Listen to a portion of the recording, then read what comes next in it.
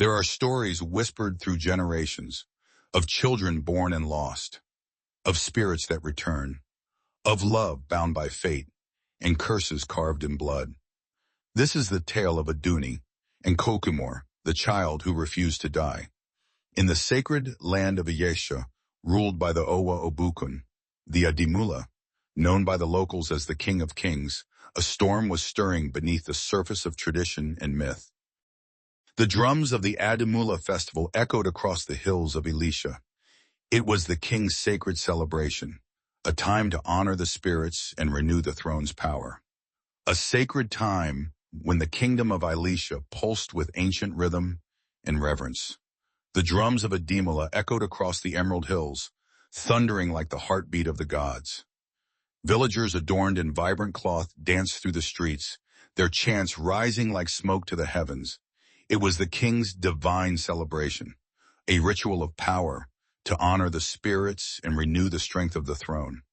But something spectacular was brewing, not in the royal chambers, nor in the priest's sanctuary, but in the shadow of a towering baobab tree. Hidden among the villagers was Aduni, an orphan girl raised by a humble potter. Beautiful, innocent, her eyes held dreams of clay and fire. But fate had other plans. Aduni, a radiant soul shaped by simplicity and silence. She grew up surrounded by earth and kiln, where hands molded not just clay, but hope. With a beauty untouched by vanity and eyes that shimmered with dreams of creation, she carried within her a quiet fire. Innocence danced in her gaze, but the winds of fate stirred beyond the mountains, preparing a path neither she nor her village could foresee. From the vantage of his royal herald, Prince Adekunle, heir to the Elisha throne, cast his gaze upon the vibrant revelry below. And there, she was seated quietly at the edge of the celebration, her eyes reflecting the flicker of festival fires. He saw her, Aduni. In that fleeting moment, the world stilled. The drums faded, the chants became distant echoes. He thought he had glimpsed a goddess, not one carved in stone or painted in legend, but living, breathing, divine. His heart raced, unmoored by reason. His appetite for festivity waned, and all royal duty seemed a pale shadow to the question that now consumed him. Who is she? But destiny, ever patient, spun its thread in silence. Days later, beneath the whispering breeze by the village stream, where water shimmered like secrets, he finally approached her, not as a prince, but as a man captured by her beauty and bound by fate. Adekunle spoke softly to Aduni. You are the clay that calls to the king's hand. At the Adimula, I saw you, not speaking, yet summoning me with the elegance of your beauty and the quiet command of your presence. And I have yielded to that call, not as a prince, but as a man entranced. All I desire now is to make you my queen. Aduni made a soft gasp for air, and then she said to him, But I am no one. At this point, Aduni met his gaze, unsure whether to flee or fall. But his words, soft as river winds and steady as the earth beneath her feet, wrapped around her guarded heart. From that moment, love took root where it never lived. A seed sown not in grand declarations, but in the honesty of a prince who saw more than beauty. He saw her. At this point, Adekunle wanted nothing more than to call Aduni his wife, not out of duty, but from a love that defied every tradition written in the dust of Elisha's long history. Their wedding shook the kingdom. Not only for its splendor, dancers twirling like fire, drums that thundered into the heavens, but for its quiet rebellion. For Aduni, the orphan girl of clay and fire, had become the bride of a prince, and that truth unsettled many. Jealousy crept like mildew in the hearts of noble maidens who had long imagined the crown for themselves. Even among the king's council, the chiefs whispered, their smiles tight with suspicion, their eyes sharp with doubt. But neither crown nor council could stop what had already taken root in the hearts of two destined souls.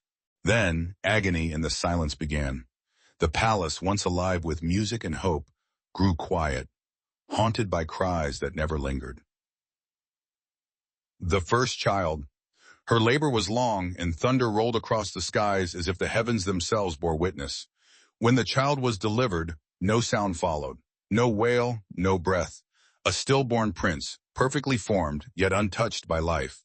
Aduni held him close, her tears baptizing a body that had never taken its first breath. The palace mourned. The people whispered. The midwives said it was misfortune. The priest said nothing. The second child. This time Aduni prayed through every moon cycle. She fasted. She sang to the unborn life growing inside her.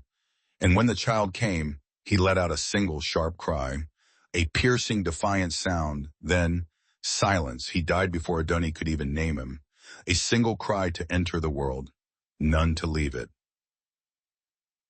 The third child. He was a fair, small, with eyes like his mother's and fingers that grasped. He lived, a week, enough for Adani to dream again, enough to sing lullabies, enough for Prince Adekunle to hold hope in his arms. But one night as the moon waned, he coughed, once, twice, then faded like a whisper. No illness, no explanation, just gone. The priest began to murmur of curses. The villagers began to look away. And then, the fourth child.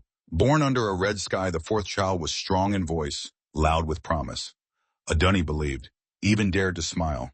But the child grew quiet by sunset, and by dawn the crib was empty. The silence that followed was heavier than death. Even the drums refused to play. And so the town, cruel in fear and confusion, gave her a name no mother deserves. Bringer of Abiku. In Yoruba tradition, this means the bearer of spirit children, the one whose womb summoned life only to surrender it to the void. And from alleys to markets, the villager whispered, "It is not natural. This woman brings death." The words hung in the air like a curse, weightless yet heavy enough to bend hearts. Others nodded, silent, watchful, afraid. They didn't speak her name, but they didn't have to. Everyone knew who she was, the queen with empty arms, the mother whose children never stayed, the woman who smiled through storms, too quietly for their liking. And so the drums no longer greeted her. The market paths cleared as she walked, and behind closed doors they asked the gods, why do the spirits visit her womb only to return to the underworld? And even the chiefs spoke grimly, the palace cannot bear this omen, the land rejects her womb. The words were spoken not in rage, but in ritual, cold, final. A verdict wrapped in tradition and sealed by trembling elders too afraid to challenge the unseen. Tradition had turned cruel, and by the decree of the king's council, men who feared the spirits more than they valued love, Aduni was cast from the palace. While the king, the Owa Obokun, looked away, no trial, no plea, only silence and shame. She left not in chains but in dignity, her head lifted even as her heart shattered. The people watched from behind veils and windows, some with pity, most with relief. And Prince Adekunle, the warrior who once vowed to defy the world for her, stood still, broken, bound by royal silence, by the weight of a crown not yet his. He could only watch, as the woman he loved disappeared into exile, carrying nothing but memory, and the ghosts of children lost. But something even darker hid in the folds of this tragedy. Each lost child bore the same mark on its forehead, a faint spiral, delicate as smoke yet deep as ash, as if etched by a hand not of this world. No blade, no bruise, just a mark, ancient, unnerving, and identical. Some said it was the sign of Abiku, the spirit child who dances between worlds. Others murmured of a forgotten gourd, cast out of the pantheon, now seeking vengeance through the womb of a mortal queen. Whatever it was not chance. And whatever it meant, it was not finished. Desperate, these lovers defied the throne. Stripped of her dignity and hunted by rumors, Aduni had nothing left but her name. And Prince Adekunle, torn between love and legacy, he chose love. In the dead of night, with only a horse and a machete, they vanished into the forest, leaving behind gold, title, and betrayals. The trees swallowed them, and the world forgot their footsteps. Here in the forest, they made love. It felt strange but special. And once again, Aduni was pregnant for the 5th time. And so, the fear of death began to simmer all over again. But deep within the ancient woods, where time curved and spirits still whispered through leaves, they found the oracle man who directed their path. The oracle whispered, "You must leave this forest. Travel west, to Ga. There lies your truth and your redemption." but you must reach it before the 9th moon. The child you carry must be born in Ga, or the curse shall remain eternal. If you do not, the curse you carry will bind forever. The wind grew still, even the birds held their breath. Ga, a distant village, nearly 1,000 miles away. It lay beyond 7 rivers across the fire plains of Arunmi and through the cliffs of Awoele, where men often vanished, and even spirits walked barefoot. The journey was not one meant for royalty. It was a pilgrimage forged in fire and loss. There were bandits in the canyons, leopards that prowled under the moons, villages cursed with silence, where even the trees bled sap like tears. But more than that, there was the weight of doubt. Each step away from Alicia was a step into the unknown. And the 9th moon approached like a heartbeat, steady, relentless, unforgiving. Still they rode on. 2 souls against a curse. 2 hearts against an empire. For if they failed, a dunny would never bear life again. And the name of Abiku would follow her into death. On the 274th day, as the sun bowed low behind distant hills, the gates of Ga finally shimmered on the horizon. Carved into the earth like a promise whispered by the gods. But just as hope came into view, so did the pain. Aduni's body seized. A cry burst from her lips, sharp, primal, full of both agony and life. Her labor had begun. Wrenching, sudden, unforgiving. They were close, so close to Ga, but not inside. Adekunle, frantic. Just a little longer. Please, hold on. His arms trembled as he lifted her from the weary horse, her body limp but clinging to consciousness. He looked to the sky. The 9th moon hung above like a divine hourglass, every second slipping through their fingers. Aduni gripped his tunic, her voice barely a whisper. The baby. It's coming. I can feel the head. Adekunle's heart thundered. The oracle's voice returned to him, cold and clear. The child must be born within Ga, or the curse shall remain eternal. He ran, carried her, through dust and blood, past wild fig trees, over sacred stones. The gates of Ga loomed larger now, glowing in the dying light. Villagers of Ga watched in awe as a blood-streaked prince stumbled through, a woman in his arms, her scream echoing into the village like a prophecy fulfilled. At the exact moment they crossed into Ga, Aduni screamed, and the first wail of new life pierced the dusk. A cry real, loud, whole, no silence, no stillness. A living child. The curse was broken, but something still lingered in the wind, as if the gods were not yet done watching. An old woman by the road beckoned them into her hut. Bent with age, yet steady as stone, her eyes shimmered with knowing. No questions, no hesitation, only action. She cleared a mat, lit a clay lamp with palm oil, and boiled ancient herbs in a soot-blackened pot. The air thickened with the scent of bitter leaves and ancestral memory. She whispered to the fire. She whispered to the gourds.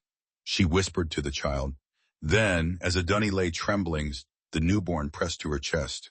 The old woman leaned in, placed her wrinkled hand on the baby's crown, and whispered, "His name is Kokumo." Kokumo, meaning in Yoruba, "This one will not die." The word rolled through the hut like thunder wrapped in silk. Aduni wept. Not from pain, but from release. For the first time, she did not fear the silence that followed a birth. This child had come with his name, carried in spirit before breath. Prince Adekunle knelt beside them, tears wetting the dirt floor. He held them both, as if afraid to blink, afraid they would vanish like before. But Kokumo let out a second cry, and a third. He would stay. Born within the gates, named by fate, marked not by death, but by survival. Outside the hut, the villagers of Ga gathered. Word had spread like wildfire. A prince, a queen, a child who lived. And the spiral, the same mark from before, was still etched on Kokumo's forehead. But this time it glowed faintly in the lamplight. Aduni whispers shaking, Why that name? Do you know us?" Old woman, nodding, her eyes misty. "He will not die like the others, because he broke the curse your father laid." And then the truth poured like rain, cold, sudden, and unstoppable. Now the old woman began to reveal the hidden, quiet but firm. Aduni, your father sought wealth and long life. The gods answered him, but at a cost. They demanded either his life or the lives of every son born from his bloodline. He chose himself. Aduni, trembling. No, that cannot be. I was raised in poverty. My mother died giving birth to me. I never knew a father. And the king, he is not. Old woman, he is your father. Yes, the king of Alessia. He is your father. He hid his shame. Had you raised in the shadows. The prince you married is not of his seed. You are the king's true daughter. And your son, Kokumo, is the bloodline's redemption. Adekunle, bewildered. You knew all this? Our pain? And still you named him Kokumo. This one will not die like the others? The old woman looked away, wiping her face with a cloth, her hands trembling, not with age but with memory. Old woman, calm with eerie certainty. Turning again to Aduni, I was there when your father made the pact. I watched his eyes turn black as he swore before the gods of wealth and death. They offered him two doors, one of fleeting glory and long life, bought with the blood of sons, or one of early death and peace. He chose wealth. He chose himself. Since then, every male born from his seed has perished, stillborn, vanished, withered in days. But you, Aduni, you lived, and now your son lives, because the curse ends with him. A heavy silence filled the room, thick with prophecy and pain. The child stirred, eyes wide and watchful. Old woman, there is only one task left. Burn a strand of the child's hair. Mix its ash with bitter leaf. Rub it into the spiral mark upon his brow. When the king sees the mark, his own curse reflected back, he will die, and the child will live. Adekunle stepped back, shaken. Aduni looked down at her son, whose tiny hand clutched her finger like a promise. And so, a curse that began with selfishness would be broken with truth. One bloodline must fall for another to rise. And so they journeyed back to Alessia. With the mark of fate upon Kokumo's brow, and the truth of blood carried silently between them, Aduni and Adekunle walked the same path they had once fled, now as bearers of destiny. The road was treacherous, thieves lurked, storms raged, rivers rose, but nothing could stop them now. At dusk, the palace gates opened. Whispers raced faster than footsteps. They've returned, with the child. The one who lived. As they approached the palace steps, the king emerged, older now, haunted, skin sagging with the weight of unspoken sins. Then he saw the child, his eyes locked on the spiral, glowing faintly, unmistakably. Without a word, he staggered backward, picked up a ceremonial machete, and drove it into his own chest. The curse fulfilled. The throne vacated. The silence broken. Now all of Alessia knew the truth. Aduni, the king's true daughter. Kokumo, the only living male heir of the royal bloodline. Adekunle, the noble prince but not of the king's seed. A debate split the land. Should the child, Kokumo, be crowned king? Or should Adekunle, his protector and husband of the true heir, sit on the throne? The gods had to be consulted. In a ceremony older than stone, the elders gathered at the sacred grove. The drums spoke, the fire hissed, the oracle came forth in trance, and in a voice that sounded both like thunder and wind, it was declared, "This throne is not for vengeance, not for pride. It belongs to whom destiny chose. Kokumo is not just heir, he is the bridge, the first of a new bloodline, but the throne shall wait for his feet to grow. Until then, let the father rule, let the son learn, and let Aduni be honored, the mother who broke the curse." This is the tale of Kokumo, the child who bore the sins of his ancestors, of a mother who defied gods, of a prince who chose love over power, and of a kingdom that would never be the same. This is a fictional story and not true events of the kingdom and people of Alessia, a Yoruba-speaking natives, which is a real community in the west of Nigeria. If you like this story, subscribe to this YouTube channel for more enthralling, captivating, and entertaining stories like this. Thank you.